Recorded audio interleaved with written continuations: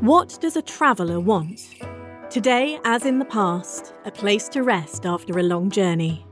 Imagine being a wealthy dignitary of the Roman Empire.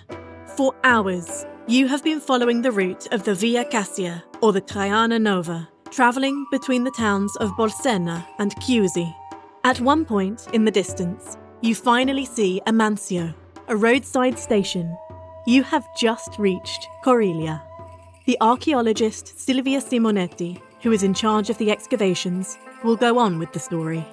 Coriglia was the perfect place to stop and rest. In fact, starting from the late Republican period, between the 2nd and 1st century B.C.E., the mansio was built on an artificial terrace that overlooked a bight of the Paglia river. Prior to this, the Etruscans had built a rural sanctuary in the same area, which was possibly dedicated to underground deities connected with water. In this area, due to the presence of both the river and the thermal springs, which are still very active and not far from the site, water has always played a leading role over the centuries. Therefore, it should come as no surprise that the settlement presents traces of visitors that cover a very long period of time, ranging from the end of the 8th century B.C.E., the time of the Etruscans, up to the Middle Ages. However, staying in this mansio was not for everyone. It was actually an exclusive pleasure. Yes, because travellers had to pay in order to be hosted. But the service was really comprehensive. While skilled craftsmen took care of horses and chariots, the sutlers descended into the underground storerooms to get wine and food. Consequently, the wealthy guests only needed to reach the pools and enjoy the benefits of sulphurous waters.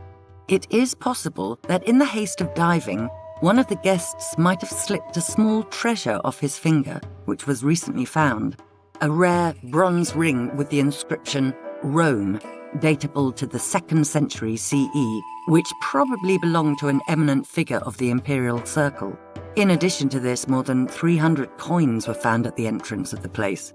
These numismatic finds prove that the mansio was active over a period of time that covers much of Rome's history, ranging from the late Republic to the mid-4th century CE.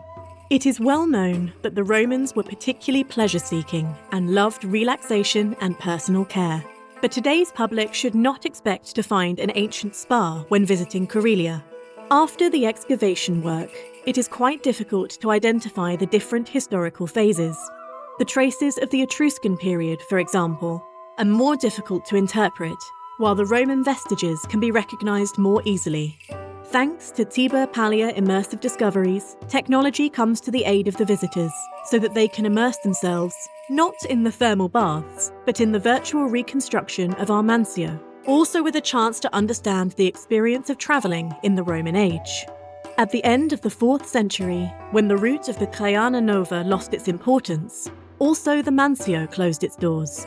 What happened next?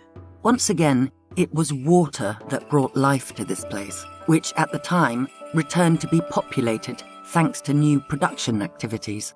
As a matter of fact, the first kiln in the area of Castelviscado was established here, a place that still today represents an excellence in the production of cotto bricks. Water and fire. You have listened to Paglia Stories, a podcast created by Italy's National Strategy for Inner Areas, Southwest Orvieto area. The podcast was produced by Capitale Cultura Group and Artglass. Texts, voiceover, music, and post-production were designed and produced by Ears. We would like to thank the Umbria region, the municipality of Castelviscado, and archaeologist Silvia Simonetti, who joined us for this episode.